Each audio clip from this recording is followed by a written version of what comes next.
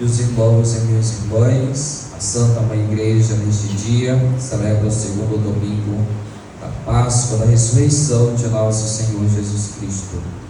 Domingo este conhecido como Domingo da Divina Misericórdia. E o salmista já nos convida a darmos graças ao Senhor, porque Ele é bom, porque eterna é a sua misericórdia.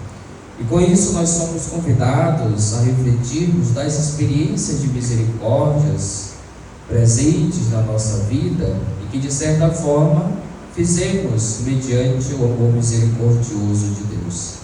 Quantas vezes a misericórdia de Deus nos alcançou, tem nos alcançado e com certeza ainda nos alcançará. De modo bem específico, a sua misericórdia se derrama aos nossos corações, nos corações dos nossos fiéis, por meio de uma maneira bem mais precisa, específica, através do sacramento da penitência e da reconciliação, onde o pecador contrito, confessando suas faltas, recebe de Deus o perdão dos pecados.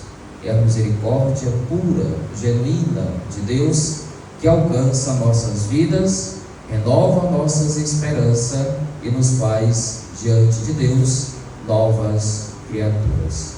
Este domingo o Senhor nos convida a nos alegrarmos por isto, porque a sua misericórdia é infinita. Ouvíamos ainda, amados irmãos e irmãs, na primeira leitura dos Atos dos Apóstolos, o reflexo da presença do ressuscitado, o Espírito do ressuscitado, que forma comunidade, que gera comunhão, que gera fraternidade na vida daqueles que abraçaram a fé. Para abraçarmos a fé, muito mais do que um pensamento, uma ideia, jamais podemos reduzir a isto, por mais que a nossa fé também tenha todo esse caráter sistemático e intelectual, mas a fé ela precisa ser vivida de uma maneira mais concreta, assim como Tomé, o discípulo, da qual nós ouvimos na narrativa, que não somente se contentou por ouvir dizer, vimos o Senhor, ele quis constatar, ele quis tocar, ele quis sentir, ver diante de si, mas não somente um ver na distância, mas se permitir com que o seu próprio coração fosse também, cujas feridas causadas pela paixão do Senhor fossem curadas pelas marcas da paixão gloriosa de seu Mestre. E assim nós ouvimos esta narrativa. Jesus ele entra neste espaço onde estavam os discípulos, temerosos, porque se os judeus haviam matado o Mestre, o que poderia acontecer com os seus discípulos? E Jesus ele entra, mesmo com as portas fechadas, porque o seu corpo já é um corpo glorioso, já não tem limitação, mas já é um corpo transcendente, onde já não está mais limitado a um espaço físico, geográfico. Mas Jesus ele tem um objetivo. E qual seria este objetivo deste encontro? Lhes oferecer a paz. A paz esteja convosco. Não se trata de uma paz qualquer, momentânea, que por vezes fazemos experiências disto, mas daquela paz que permanece, e a paz que vem de Deus, a paz que o ressuscitado oferece aos discípulos e a toda a sua igreja, é uma paz inquieta, porque o cristão ele é um ser inquieto, é um ser que não se conforma com pouca coisa, podemos assim dizer. E aqui está o retrato de Tomé, que não se contentou, volto a repetir, por ouvir dizer. Então a paz que recebemos de Deus é uma paz inquieta, porque ela não se distancia da cruz, ela não se distancia dos sacrifícios, das renúncias, de tudo aquilo que a própria cruz, o mistério da cruz em si já nos convida a fazermos. Quando o Senhor, convidando os seus discípulos para segui-lo, deixou isto bem claro, Se alguém quer me seguir, renuncie a si mesmo, pegue sua cruz e siga-me. Não tem como ser cristão distante da cruz.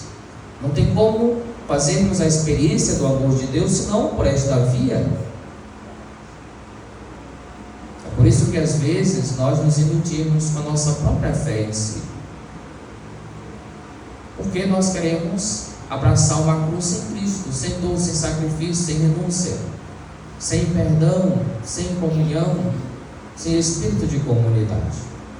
Mas quando nós entendemos que seguir Jesus e amá-lo é também, assim como o sirineu, acolher a cruz do outro muito mais do que a nossa, aí sim, nós vamos entender de qual espírito já falava o Atos dos Apóstolos. Não era um espírito qualquer, era do Cristo, o ressuscitado, que gera vida, e que de certa forma é um espírito dinâmico. Então Jesus, depois de oferecer a paz, desejando a paz aos discípulos, Ele também os envia. Como o Pai me enviou, também eu vos envio. A missão do Pai não parou em seu Filho, mas ela passou por um processo de continuidade, uma missão progressiva. E é tão interessante isto por parte de Jesus, que toda a autoridade que o Pai lhe deu, Ele também vai dar aos discípulos. É por isso que na última ceia, Jesus, ao instituir o mandamento, novo mandamento do amor, Ele vai pedir que este amor seja não como o amor próprio do mundo, mas a partir dele. Amai-vos uns aos outros como eu vos amei, a partir de Cristo Jesus. Então Jesus envia os discípulos em missão, assim como o Pai lhes enviou. Ou seja, não existe, nunca se encontrará no coração de Jesus um sentimento ou qualquer ação egoísta, reduzida, autorreferencialista, porque a missão ela precisa ser compartilhada. Depois disso também o Senhor, Ele oferece o Espírito Santo, o Espírito do ressuscitado, que às vezes entendemos que é lá em Pentecoste que o Espírito Santo é dado à igreja.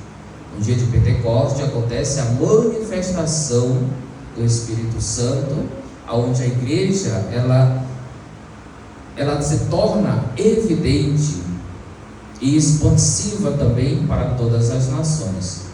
Mas o Espírito Santo, o Espírito que o Senhor oferece, é o glorioso, é o ressuscitado, mas é aquele que desde o princípio da criação rege, conduz o universo e tudo aquilo que Deus o criou, principalmente a sua igreja, os corações dos fiéis, na qual cada um de nós somos convidados a fazermos parte. Esta paz oferecida por Jesus, ela se dá em 3 momentos. E o número 3 no pensamento bíblico teológico é o número da perfeição. Então o Senhor oferece uma paz autêntica, verdadeira. E com isto devemos nos questionar: como é que está a minha vida? Como é que está meu coração? Como é que está a minha família? Em conflitos, em caos? Como é que está o meu interior? O Senhor quer nos dizer nesta manhã: a paz esteja convosco. Se nós não quisermos abrir as portas do nosso coração, na sua misericórdia infinita, mesmo assim Ele terá acesso na nossa vida, porque nos ama, porque quer sempre o melhor para seus filhos. E por sua vez nós somos filhos muito amados. Se eu não vi a marca dos pregos em suas mãos, se eu não puser o dedo nas marcas dos pregos e não puser a mão no seu lado, não acreditarei. Tomé foi insistente. E nós conhecemos esse discípulo como discípulo incrédulo. Só que nós paramos somente aqui, nesta imagem. Porém, é também um discípulo que vai fazer uma profissão de fé belíssima.